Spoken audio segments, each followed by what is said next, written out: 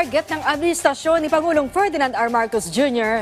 na palakasin at palawakin pa ang libreng internet access sa mga liblib na lugar. Yan ang ulat ni Clazel Pardilla. Palalakasin pa ng administrasyon ni Pangulong Ferdinand R. Marcos Jr. ang paghahatid ng libreng internet. Prioridad ng pamahalaan na palawakin ang internet access sa mga geographically isolated disadvantaged areas o pinakaliblib na lugar. Batay sa pakikipagpulong ng Presidente kasamang Regional Development Council, nakapagtatag na ng bagong sistema ang gobyerno para mapabuti ang paghahatid ng internet connection. Gaya ng pagtatayo ng mga common tower o paggamit sa isang tower ng dalawa o higit pang internet service providers sa pamamagitan ng pagpaparenta sa kanila. Gayon din ang pagtangkilik sa bagong internet satellite system. Sa tulong ng isang satellite dish, maaari nang makasagap ng internet nang hindi kinakailangan magtayo ng mga infrastruktura. Ayon sa Malacanang, mahalaga ang hakbang na ito para maitaas ang kapasidad ng publiko sa larangan ng edukasyon at paghahanap buhay. Using internet is not just a luxury, it's a necessity.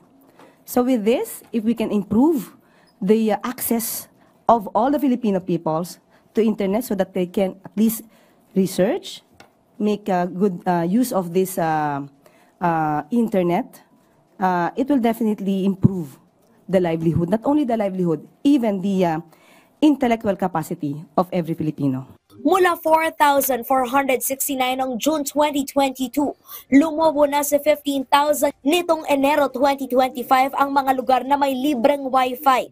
Inaasahang mapabibilisin ito ang paghatid ng serbisyo ng pamahalaan, lalo't maaari nang maproseso online ang mga business permit at iba pang dokumento sa pagninegosyo.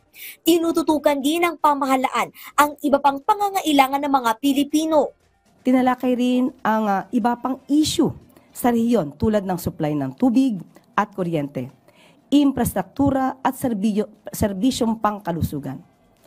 Tiniyak ng Pangulo ang patuloy na pagsikap ng kanyang administrasyon para mapabuti ang pamumuhay sa Eastern Visayas.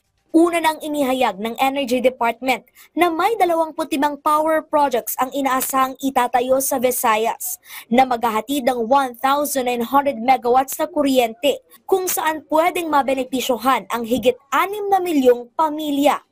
Clazel Pardilla para sa Pambansang TV sa Bagong Pilipinas.